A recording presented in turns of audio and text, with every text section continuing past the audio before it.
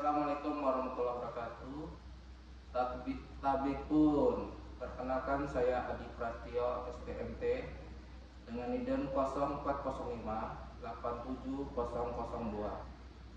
Saya salah satu dosen tetap di Universitas Mulyadi Bandar Lampung dengan prodi Teknik Mesin Fakultas Teknik Universitas Mulyadi Bandar Lampung. Saya menempuh mata kuliah Teknik Pelapisan dengan 2 SKS di semester 4.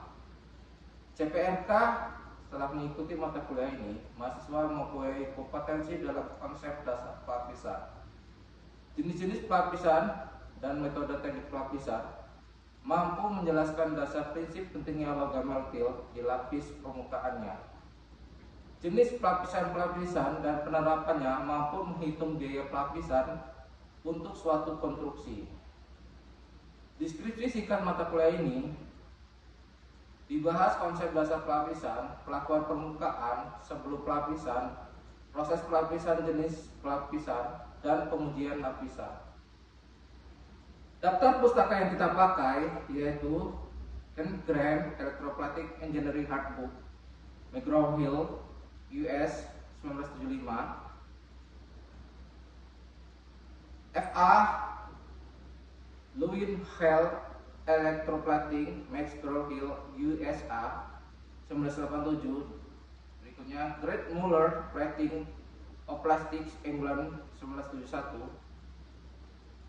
Berikutnya Wilhelm D.A. and Mackie L. Modern Electroplating US 1963.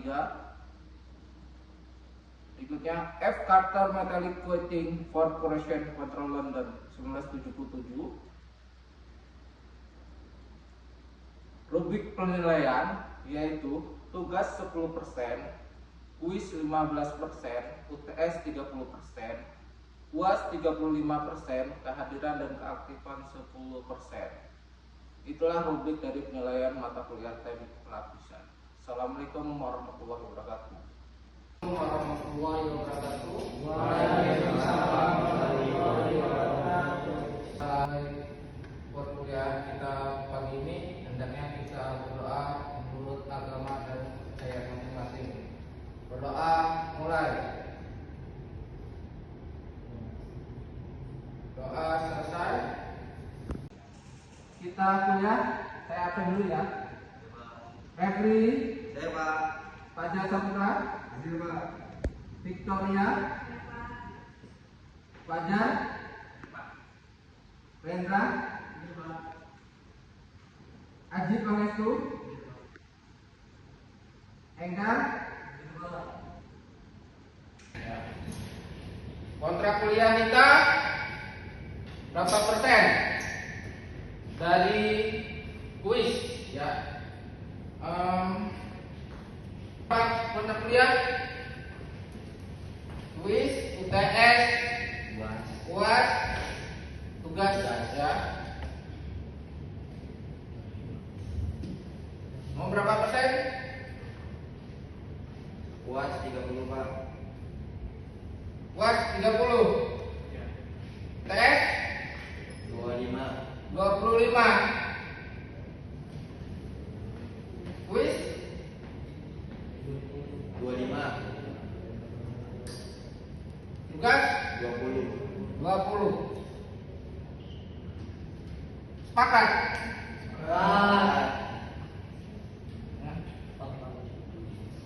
Keterlambatan 5 menit. 15 menit. 15 menit saya kasih waktu keterlambatan 15 menit. Ya Pak. Selamat pagi semuanya. Pagi Pak. Di sini kita mulai dengan kuliah. Ya. Kuliah yaitu teknik pelapisan. Mungkin kalian belum mengenal apa itu pelapisan. Udah maksud? Belum Pak. Belum ya. Nah, itulah biar kalian tahu ya, itu perlindungan material terhadap korosi ya, atau karat pada logam. Contoh kecilnya, kalian di rumah ya punya barang dari logam namanya kayak pagar, ya. Itu perlu dilapiskan kan, motor kalian atau mobil kalian itu dilapiskan. Apa dilapiskannya secara menurut kalian apa? Kalau bodi mobil itu dilapiskan dengan apa? Dengan cat, supaya apa? Tidak berkarat atau korosi, ya kan? Pagar besi kalian supaya tidak berkarat, ya. Krum, nah dengan krum, apa krum itu apa? Kalau yang laki-laki mungkin pernah mendengar, kalau yang bapaknya belum pernah mendengar. Krum itu untuk apa, Mas? Krum itu biasanya untuk apa? Krum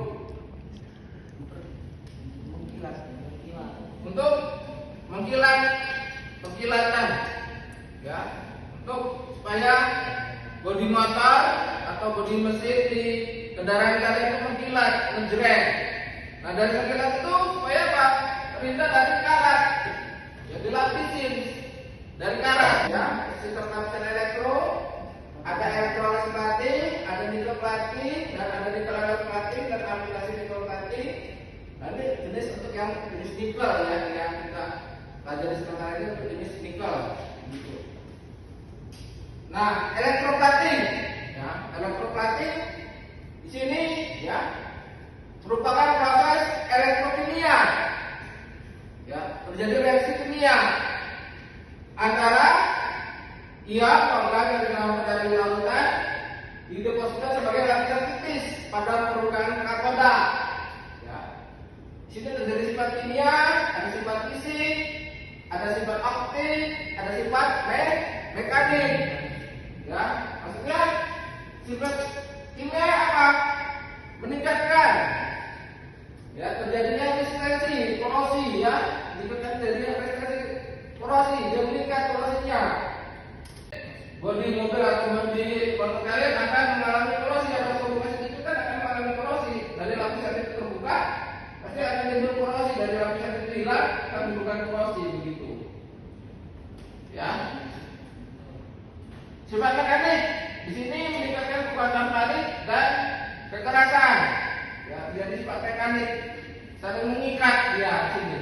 Ya. Dari kuat mengikat untuk pelapisan belajar larutan asam basa, mengukur pH asam basa menggunakan kertas lakmus. Ya. Nah, kalau yang basah itu yang mana? Yang basah di kertas lakmusnya warna biru. Yang pink dan biru, pink, ya, pink di kertas lautan asam Warna biru. biru. Kalau yang basah Warna ungu. ungu, ya. Jadi masih ingat ya pelajaran SMA itu, ya. Nah, ini kita nggak jauh dari pelajaran SMA, yaitu IPA, ya. Nah, ini makanya ada lautan asam dan ada lautan basah. Ini biasanya juga ada sesuatu power berupa arus digunakan sebagai daya menggunakan ion-ion elektrolit atau power supply. Menggunakan campur, ya, untuk sebagai listriknya menggunakan elektrolit tadi itu, ya. Nah, itu arus yang besar, tebal, tidak merata, arus terlalu kecil, sedikit lapisan logam yang terdeposit. Nah, itu. Elektroda ada anoda dan ada katoda. Yang minus katoda. Nah, inilah ada larutan, ya. Ada larutannya. Di situ ada reduksi katoda. Apa fungsi asam borat dalam larutan asida? Fungsi asam borat Dalam larutan asida adalah, ya, buffer pH. Itu larutan berikutnya itu buffer pH. Gitu. Untuk melindungi kadar pH-nya, kadar keasaman logam tersebut, begitu. Juga akan terlindung sehingga tahan terhadap korosi dan tebal permukaan ini, ya, tebal, ya, begitu. Tahan, ya. Supaya lapisan korosi ini, ya, contohnya Ini adalah sebagai contoh. Ini ada sebuah logam, ya kan?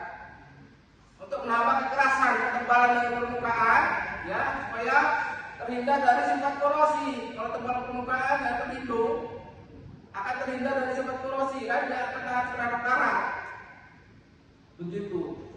Lalu larutan elektrolit yang paling umum digunakan pada proses nickel plating. Yaitu larutan quartz nikel. Ya, itu larutan quartz nikel yang paling baik untuk elektrod plating. Begitu. Itu yang paling baik ya, Pak? Ya. Larutan quartz nickel. Baik, terima kasih, Pak. Silakan ada yang aja, Dedek.